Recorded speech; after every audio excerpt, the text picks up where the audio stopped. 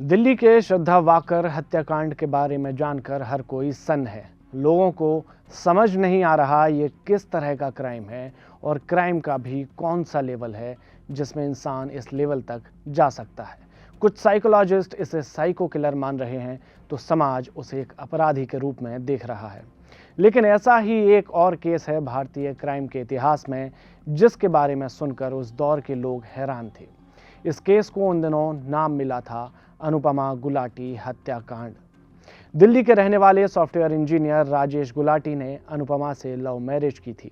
दोनों को जुड़वा बच्चे भी हुए। कुछ समय दोनों ने अमेरिका में गुजारा और बाद में दोनों वापस भारत आ गए। पहले कोलकाता में रहे और फिर देहरादून में मसूरी रोड पर एक घर में ये दोनों सेटल हो जाते हैं। देहरादून में रहने के दौरान इन दोनों के बीच अक्सर झगड़ा होता था। 17 अक्टूबर 2010 के दिन भी इन दोनों के बीच झगड़ा होता है और इस झगड़े में अनुपमा उसका किसी दूसरी महिला से अफेयर चलने की बात कहती है, जिसके बाद ये झगड़ा इतना बढ़ जाता है कि राजेश ने तैश में आकर अनुपमा को थप्पड़ जड़ देता है। इसके बाद राजेश एक तकिया उठाता है और अनुपमा के चेहरे को तब तक दबाता है कि जब तक उसकी मौत नहीं हो जाती। और ये सब राजेश तब कर रहा था जब घर के दूसरे कमरे में उसके जुड़वा बच्चे भी थे। इसके बाद उसे समझ नहीं आता कि आगे क्या करना है, तो वह अगले दिन बाजार जाकर एक डीप फ्रीजर, एक हथौड़ा, एक आरी और एक मार्बल कटर ले आता है। डीप फ्रीजर में लाश को रखता है और उस पर ताला लगाता है। फिर जब भी वह घर में अकेला होता है तो लाश निकालता है, उसके टुकड़े करता है, जितने टुकड़े हो पाते करता और बची हुई लाश फिर डीप फ्रीजर में रख देता और वापस उस पर ताला लगा देता। इसके बाद मौका पाकर राजेश बच्चों को आए दिन कार से घुमाने के बहाने बाहर ले जाता और साथ में काली पॉलीथिन में 1 या 2 टुकड़े खाई में फेंकाता। चूंकि शक न हो जाए इसलिए उसने कभी इससे ज़्यादा टुकड़े ले जाने की भी कोशिश नहीं की। यह सिलसिला तकरीबन महीने 1.5 महीने चलता रहा, लेकिन उसे इस बात की भनक तक नहीं थी कि श्रद्धा की जब भी घर पर बात होती थी वह झगड़ों का भी जिक्र करती थी। इसलिए उसके घर वाले चिंता करते और समय समय पर उसे फ़ोन करते रहते। चूंकि अब उसकी हत्या हो चुकी थी तो हत्या का पर्दाफाश न हो जाए, इसलिए राजेश कभी कभी उसके मेल या फिर टेक्स्ट मैसेजेस से घर वालों को जवाब दे देता।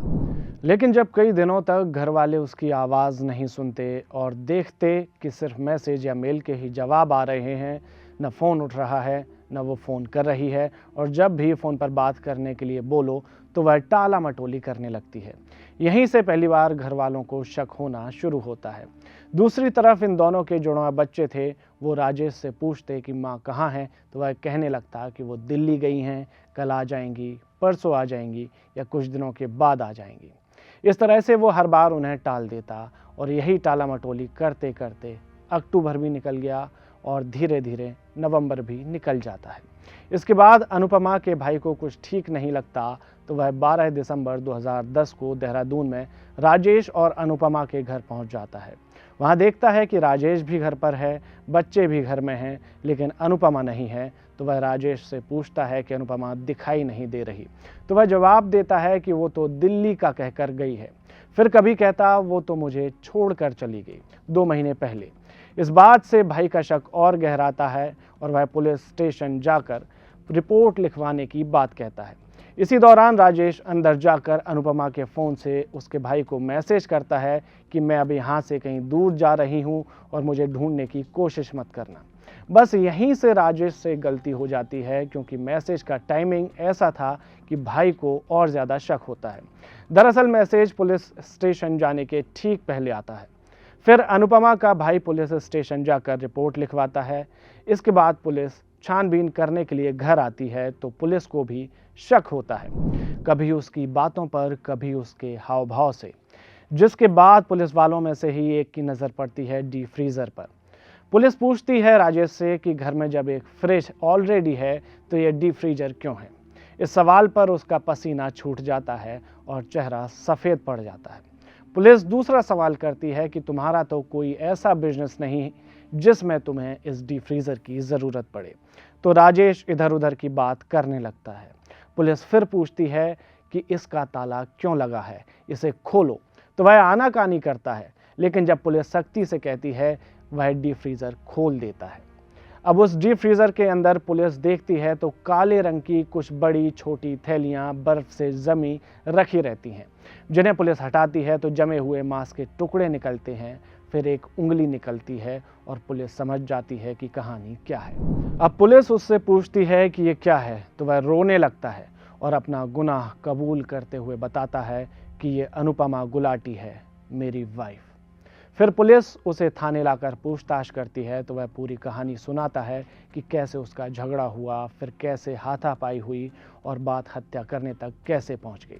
वह यह भी कहता है कि उसे अफसोस है कि उसकी वजह से उसके बच्चों की मां को उसने मार दिया और अब खुद वह जेल जा रहा है, तो एक तरह से उसके बच्चे यतीम हो गए। उसके बाद ये मामला कोर्ट में काफ़ी लंबा चलता है और साल 2017 में उसे उम्र कैद हो जाती है। कोर्ट उसे फांसी इसलिए नहीं देता क्योंकि ये प्री प्लान मर्डर नहीं था, क्योंकि डेड बॉडी को ठिकाने लगाने का प्लान उसने हत्या के बाद बनाया। हालांकि हाई कोर्ट और सुप्रीम कोर्ट में सुनवाई अभी भी बाकी है। उसके बच्चों की कस्टडी अब उसके मामा के पास है, वही उनकी देखरेख करते हैं। साल 2010 के 12 साल बाद आज हम वहीं खड़े हैं जहां थे। न समाज बदला, न इसमें रहने वाले लोगों में कोई खास फर्क दिखता है। लेकिन जब भी जीवन में ऐसे किसी मोड़ पर पहुंचें तो एक बार ज़रूर सोचें कि ये रास्ता आपको कहां ले जाएगा। कुछ ना करें तो उस घर से थोड़ी देर के लिए भाग जाना भी लोगों के लिए ठीक हो सकता है। अब आप हमें बताइए कि भारत के क्राइम से जुड़ी अगली घटना आप कौन सी सुनना चाहेंगे। साथ ही ऐसी ही और सत्य घटनाओं के लिए देखते रहिए जागरण.com।